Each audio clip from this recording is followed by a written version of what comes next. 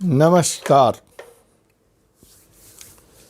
तो जी हाँ जनाब, फोर्सिस सुप्रीम लॉ पार्टनर्स के इस नए एपिसोड में एक बार एक और ज्वलंत मुद्दा सीधे तौर पर आपसे जुड़ा, आपके बच्चों के भविष्य से जुड़ा, हर उस माता पिता से जुड़ा है यह मसला जो अपने बच्चे को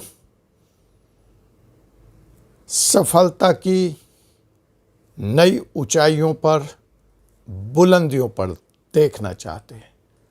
जी हाँ जनाब, मैं advocate doctor Ajay Kumar Pandey, supreme court of India, आज पेश करता हूँ जनता की अदालत में मुकदमा MBBS बनाम लूट, MBBS बनाम मौत का फंदा। MBBS के लिए निट की जद्दोजहद या मौत का सर्कस। जी हां जनाब, क्या डॉक्टर बनने का सपना देखना, उसके लिए ईमानदारी से पढ़ाई करना घंटों घंटों इस देश में गुनाह बनता जा रहा है? बिना किसी कोर्ट कचहरी और अदालत के इन प्रतिभाशाली छात्र और छात्राओं को और साथ ही साथ उनके माता पिताओं को मौत की सजा मुकर्रर की जा रही है। इन्हीं सवालों पर आज बात होगी जनता के इस अदालत में खुल्लम खुल्ला, हमेशा की तरह। तो अब तक अगर आपने हमारे इस चैनल को सब्सक्राइब नहीं किया है जनाब, तो सब्सक्राइब कर लें, बेल आइकन बटन को आप दबा लें ताकि आपको ताज़ा तरीन कानून से जुड़े मसले, अपने अधिकारों से अवगत कराने का मुझे मौका मिलता रहे। जी हाँ जनाब, एक तरफ देश जब आज़ादी के जश्न में डूबा था, लाल किले के प्राचीर से प्रधानमंत्री नरेंद्र मोदी देश को आने वाले भविष्य का सुनहरा सपना दिखा रहे थे, बता रहे थे और सजा रहे थे, तो दूर एक कोने में उसी आज़ादी के दिन एक और बच्चा आज़ाद हो रहा था। लेकिन यह आज़ादी दूसरी तरह की थी। यह आज़ादी थी नीट के फंदे से जो मौत का फंदा है, जेई का जो कुचक्र है, जो जाल है, उस कुचक्र से यह आज़ादी यह बच्चा ले रहा था। और यह आज़ादी इसने कैसे लिया?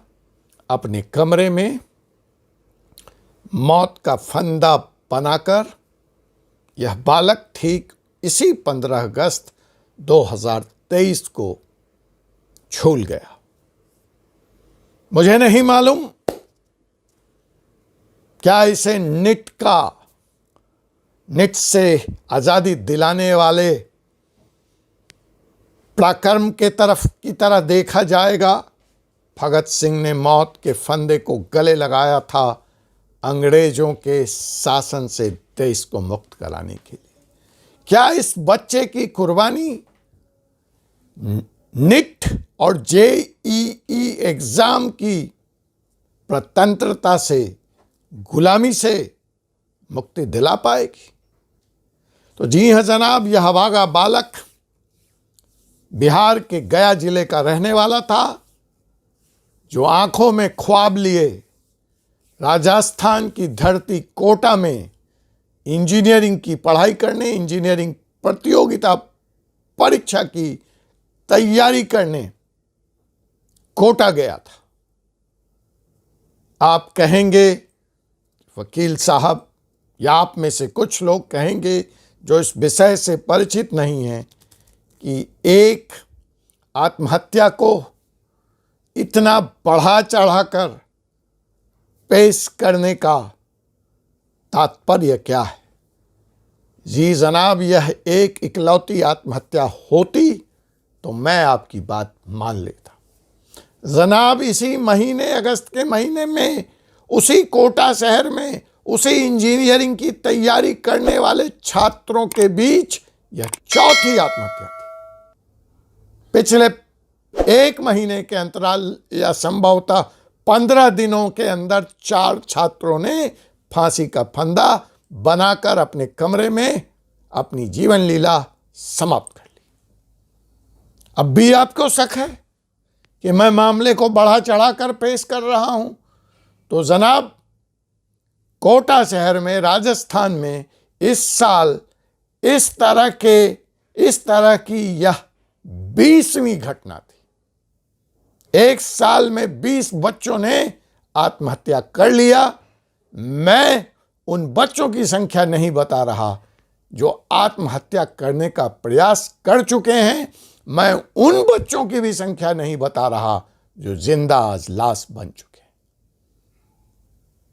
कोटा प्रशासन के लिए छात्रों द्वारा ताबड़तोड़ की जा रही इस आत्महत्या ने पूरे प्रशासन को और पूरे राज्य को हिलाकर रख दिया है। प्रशासन को समझ में नहीं आ रहा है वह क्या करे। तो जैसा कि मैंने कहा कि यह तो उन लोगों की है जिनको आजादी मिल गई, नीट से, IIT, JEE से, लेकिन उनका क्या जो जिंदा लाशों में तब्दील हो चुके हैं। प्रशासन ने उनके लिए जो नया मापदंड तय किया है वह यह है कि उनको साइकोलॉजिकल टेस्ट से उनके मेंटल मैपिंग की जाएगी, जिससे पता लग सके कि आखिर वह इस प्रतियोगी परीक्षा के प्रेशर को झेलने लायक हैं या नहीं। सुना था युद्ध भूमि में जाने के लिए ऐसी मनोवैज्ञानिक परीक्षाओं से वीर सैनिकों को गुजरना पड़ता है, SPG के कमांडो बनने के लिए गुजरना पड़ता है। लेकिन अब तो नीट और IIT, JEE में भी जाने के लिए ऐसे मानसिक परीक्षाओं के दौर से आने वाले दिनों में छात्रों को गुजरना पड़ेगा। तो जनाब, यह तो सिर्फ कोटा शहर की बात हुई। आइए मैं ले चलता हूं उससे भी हृदय विदारक घटना की तरफ।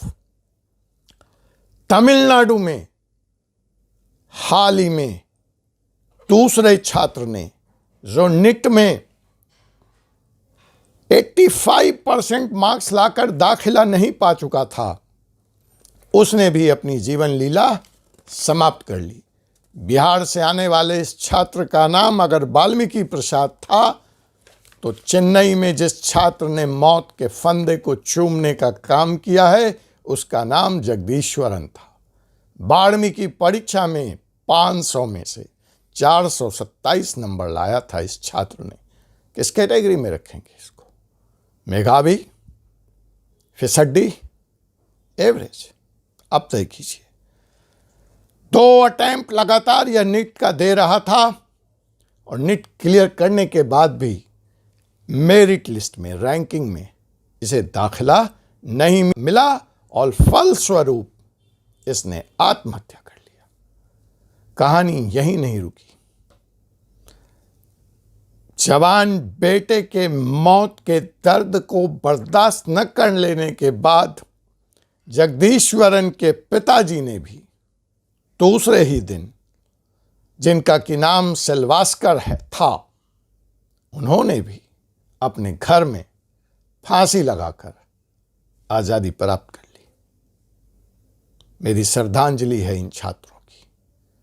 जैसा कि मैंने कहा कि यह चेन्नई की फिर कोटा की तरह की इकलौती घटना नहीं है। अगर पूरे साल की मैं बात करूं तो वहां भी यह संख्या डबल डिजिट में क्रॉस करती हुई नजर आती है। तो यह तो है नीट और IIT, JEE के लिए तैयारी करने वाले छात्रों के ऊपर जो गुजर रही है उसकी कहानी। इसका एक और पहलू है। एक तरफ इन गरीब छात्रों को, इकोनॉमिकली डिप्राइव्ड छात्रों को इतनी मेहनत के बाद भी सीट नहीं मिल रही है, तो दूसरी तरफ इसी जगदीश्वरन के दोस्त ने एक बड़ा भारी खुलासा किया है। जगदीश्वरन के दोस्त का नाम है फैयाजुद्दीन। फैयाजुद्दीन यह कहता है कि वह एवरेज स्टूडेंट भी नहीं है, उसे एवरेज मार्क्स भी नहीं आया निट में। वह कहता है वास्तव में यह सीट तो जगदीश्वरन जैसे मेधावी छात्रों को जानी चाहिए थी, लेकिन नहीं, यह सीट उसको मिली क्योंकि उसके पिताजी के पास पैसा था। उसके पिताजी ने डीएमके के एमपी साहब का कॉलेज, बालाजी मेडिकल कॉलेज में 25 लाख रुपए देकर अपने बेटे के लिए सीट खरीद ली। फैयाजुद्दीन कहता है कि 5 साल में उसका कुल खर्चा डॉक्टरी पर 1.5 से 2 करोड़ रुपए होने जा रहा है। उसके पिताजी अमीर हैं, यह खर्चा वहन कर सकते हैं, लेकिन वह 2 सवाल पूछता है कि उसके जैसा डॉक्टर जो अनक्वालिफाइड है, जब वो बाहर निकलेगा तो वो क्या इलाज करेगा लोगों को? क्या वह मौत नहीं बांटेगा? सलाम है फैयाजुद्दीन के इस हिम्मत को, इस साफ गोई को, कि वह इस रैकेट का पर्दाफाश करता हुआ नजर आता है। वह कहता है कि 1.5 करोड़ रुपए देकर बना हुआ डॉक्टर क्या सेवा दे पाएगा, या वह मेवा वसूलने में बिजी होगा? उसने जो पैसा लगाया है उसको निकालने के लिए उसके ऊपर क्या दबाव नहीं होगा उसके घर परिवारों का? जवाब फैयाजुद्दीन सवाल पूछ रहा है, सवाल मैं आप तक ला रहा हूं, जवाब आपने, सरकार ने और समाज ने देना है। अब देखिए, यहां से एक तीसरी बात भी इससे जुड़ी हुई है। तमिलनाडु की सरकार आत्महत्याओं के का हवाला देकर नीट एग्जाम को अपने राज्य में लागू करने से मना कर रही है। उसने स्टेट असेंबली में इस तरह का एक प्रस्ताव भी पारित कर दिया है जो गवर्नर के द्वारा अभी तक जिस पे मुहर नहीं लगी है। गवर्नर साहब का कहना है कि यह उनके अधिकार क्षेत्र से बाहर है, इसने इसको भारत की राष्ट्रपति को ट्रांसफर कर दिया है। और अगर यह कानून तमिलनाडु में बन गया तो तमिलनाडु नीट परीक्षा को नहीं मानेगा और वह अपना एग्जाम लेता रहेगा। देखिए, नीट परीक्षा की शुरुआत 2012 में हुई, पहली परीक्षा 2016 में हुई जिसमें तमिलनाडु और वेस्ट बंगाल ने भाग नहीं लिया। सुप्रीम कोर्ट के दखल के बाद ऑल इंडिया लेवल पर पहली बार 2017 में नीट की परीक्षा हुई और तभी से तमिलनाडु, आंध्र प्रदेश, वेस्ट बंगाल इत्यादि राज्य हैं जो इस परीक्षा का विरोध कर रहे हैं और इसको मानने से मना करते हैं। अब देखना है कि यह मसला राजनीतिक पार्टियों की खेमेबाजी और चुनाव जीतने का एक हथकंडा मात्र बनकर रह जाती है या सरकार के माथे पर कोई जूं भी रेंगती है और कोई सार्थक कदम भारत के भविष्य के लिए, भारत के स्वास्थ्य के लिए उठाया जाता है। समस्या अति गंभीर है। छात्र या तो मरने को मजबूर है या तो लूटने को मजबूर है कोचिंग संस्थाओं द्वारा, या फिर प्राइवेट कॉलेज में 1.5 से 2 करोड़ रुपए का फीस देकर दाखिला लेने को मजबूर है। वह चाहे तो चाहे कहाँ। इरादा उसका सेवा करने का है, वह डॉक्टर बनना चाहता है, लोगों को के दुख और दर्द को दूर करना चाहता है। हम उसके इस ख्वाब की सजा लूट, मौत के फंदे या कर्ज के कुचक्र के जाल में क्यों दे रहे? आइए अब जाते जाते एक नज़र मौजूदा स्थिति पर डाल दें। 2023 की जो नीट की परीक्षा हुई है, उसमें 2022 से भी ज़्यादा नंबर लाने के बाद छात्रों को दाखिला नहीं मिल पाया है। कहने का तात्पर्य है कि आए दिन मेरिट लिस्ट, चाहे वो रिजर्व कैटेगरी का हो, चाहे वो जनरल कैटेगरी का हो, शेयर मार्केट की तरह ऊपर ही ऊपर चला जा रहा है। शेयर मार्केट तो एक बार नीचे भी आता है, लेकिन नीट का यह शेयर मार्केट फिलहाल तो नीचे आने का नाम नहीं ले रहा है।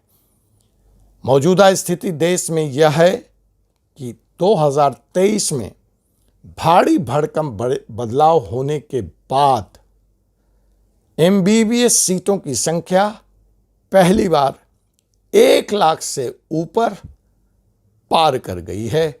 फिर भी स्थिति यह है, अगर मैं प्रिसाइजली बताऊं, एग्जैक्ट बताऊं, तो फिलहाल देश में 1,04,339 MBBS की सीटें मौजूद है।